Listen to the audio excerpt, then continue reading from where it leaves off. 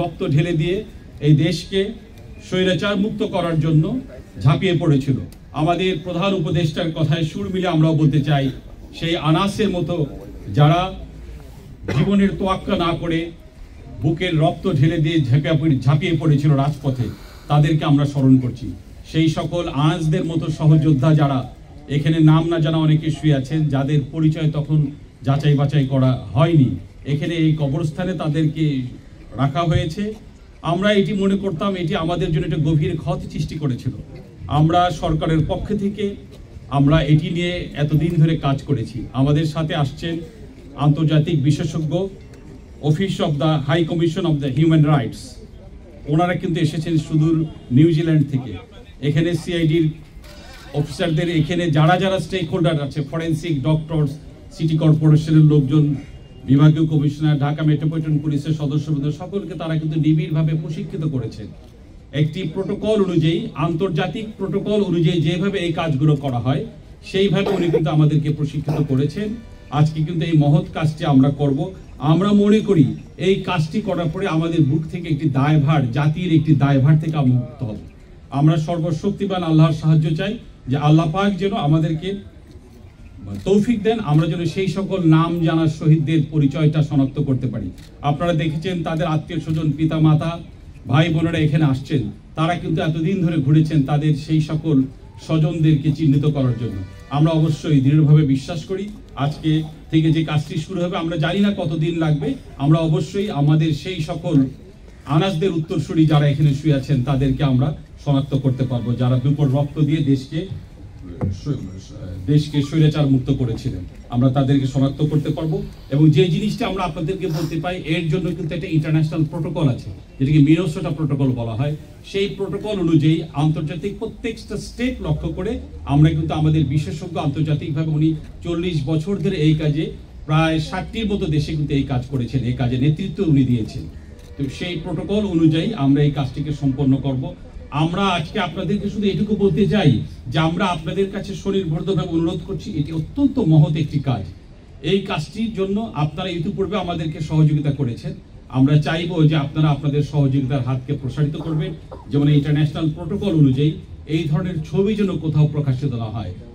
এই লাশ, এই যে আমরা যে নিয়ে আসবো, আপনারা দয়া করে সর্বোচ্চ সতর্ক থাকবেন, এই কাজগুলো আমাদেরকে সহযোগিতা করবেন।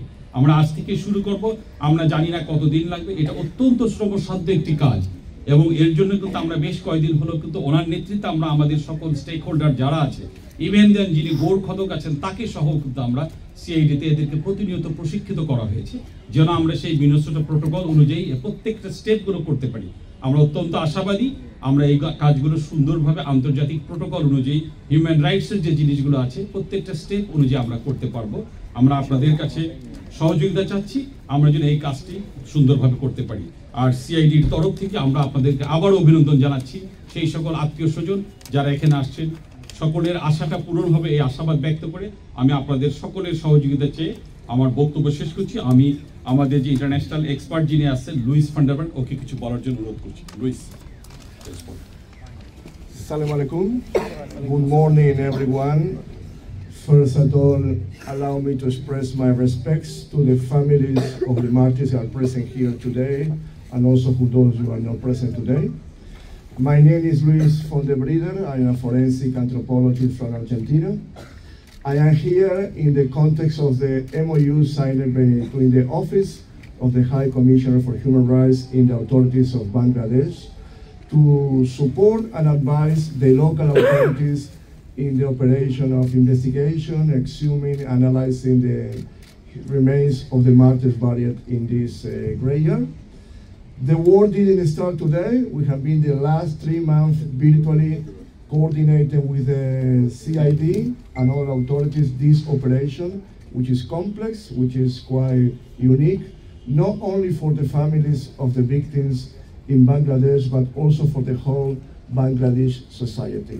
My work will be to guarantee the international standards are followed in this operation according to the international forensic rules.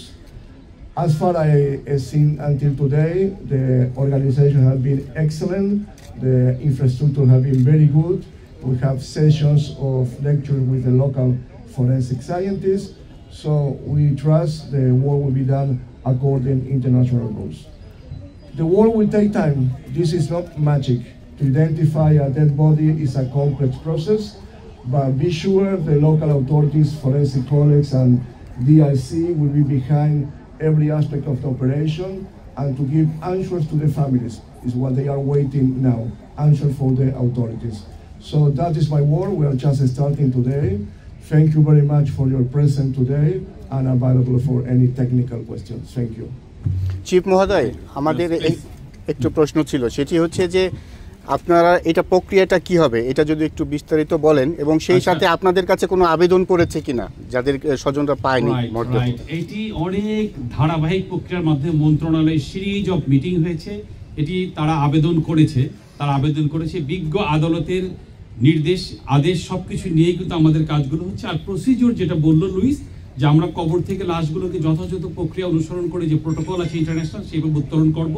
এদের মৃতদের পোস্টমর্টেম হবে, এদের ডিএনএ স্যাম্পলগুলো সংগ্রহ করা হবে, প্রোফাইলিংগুলো নিশ্চিত করা, আবার সেই সকল ধর্মীয় ভাবগাম্ভীর্য সবগুলো রেখেই আমরা তাদেরকে আবার রিভিউ করবো। পরিবার যদি চায় লাশ শনাক্ত হওয়ার পর পরিবারের কাছে হস্তান্তর করা হবে কিনা, তাদের পরিবারের অবশ্যই আমরা যেটি করব, এই সাধারণত আমি বলে রাখি যে এই প্রোফাইলিং গুলো অনেক সময় দেখা যায় বডি স্ট্রাকচার থেকে হয়তো নিতে হবে, সফট টিস্যু হয়তো ওরকম আমরা পাবো না, বাট এটার জন্য একটু কিছুদিন সময় লাগে, বাট আমরা চিহ্নিত করা থাকবে। পরিবার যদি চায় অবশ্যই তার কবরকে সেখানে নেওয়ার ব্যবস্থা আমরা করবো। আমরা যতদূর শুনেছি যে 114 জন, কিন্তু আপনারা ধারণা করেন কি সংখ্যা না এর চেয়ে বেশি হতে পারে? আচ্ছা, এই জিনিসগুলো, এই ধরনের অপারেশনগুলো এটা 114 জন, বাট আমরা রিয়েল সিনারিওটা পাবো যখন এলাকাটাকে আমরা যে জায়গাটা চিহ্নিত করা হয়েছে ঘোরার পরে নির্দিষ্ট সংখ্যাটা হবে। এটা কম বেশি হতে পারে, আপাতত 114 জন, এটা বেশিও হতে পারে। আবেদন করেছেন কতজন এখন? আবেদন আমরা পেয়েছি 10 জনের মতো, যারা এরকম, কারণ এখানে অনেক রকম এরকম আছে মৃত্যু আবেদন পেয়েছি আমরা, যাদের আমরা তাদের সকলের স্যাম্পল রাখবো, যেই যখন করবে আমরা এটা মিলাতে পারলে এটা করতে পারবো। Thank you. আত্মীয় স্বজন যারা আছে এরকম কেউ যদি আরো থাকে, সিআইডি তে তারা যোগাযোগ করলে আমরা তাদের স্যাম্পল নেব এবং আমরা চেষ্টা করবো সিআইডি হটলাইনের নাম্বারগুলো আমরা দিয়ে দিব, তারা যোগাযোগ করতে পারবে। এমনিতে একটা প্রক্রিয়া আছে, যদি ডিএনএ আপনারা এদের নেন, এই ডিএনএ থেকে তাদের তো ছবিও আঁকা সম্ভব হবে, সেই প্রক্রিয়া আপনারা যাবেন কিনা? আমরা সর্বোচ্চ যা আছে ফরেনসিক সায়েন্স সবগুলোই করবো আর কি, ঠিক আছে। আর তাদের ছবিও আমাদের কাছে প্রিজার্ভ করা আছে। তাহলে সেই ছবি আপনারা প্রকাশ করছেন কিনা? না, এটা আমরা জানি না কোন কবরে কি আছে, পরিচয়টা শনাক্ত হওয়ার পরে কিন্তু আমরা সবকিছু করতে পারবো। আপনারা দোয়া করবেন এবং এই আমরা চাই যে ইতিপূর্বে আপনারা যেভাবে সহযোগিতা করেছে সেইভাবে আমাদের সহযোগিতা করবেন। এই কাজটি কিন্তু বাংলাদেশে প্রথম, বাট অত্যন্ত নবেল কাজ এবং এটি খুবই শ্রমসাধ্য কষ্টসাধ্য কাজ। এই কাজগুলো আমরা করব সবাই মিলে। আমি first thanks our gratitude to forensic doctors for all the medical colleges, Dhaka Medical, Solimullah, Sorowardi and Mugdal, and City Corporation, Julai Foundation, District Magistrates, Dhaka Metropolitan Police, and all the stakeholders, those who are involved here. A special thanks for our colleagues, Luis van der Berg, who is long way from here, he is from Argentina. এবং আমরা আগেই বলেছি উনি 40টি দেশে 40 বছর ধরে এই কাজ করছেন এবং 65টি দেশে ওনার এই ধরনের অপারেশনকে লিড দেওয়ার মতো অভিজ্ঞতা ওনার আছে। আমরা ওনাকে নিয়ে এসেছি, হিউম্যান রাইটস অফিস আমাদেরকে এই কাজে সহায়তা করছে। আপনারা সবাই দোয়া করবেন যেন আমরা সেই সকল অকুতভয় বীরদেরকে যেন আমরা শনাক্ত করতে পারি, যারা আনাসের মতো রক্ত দিয়ে কিন্তু এই দেশকে আমাদেরকে স্বৈরাচার মুক্ত করেছিলেন। আমরা সকলের সহযোগিতা চাই, সকলের দোয়া চাই। সবাইকে ধন্যবাদ। আসসালামু আলাইকুম। ওয়া আলাইকুম আসসালাম।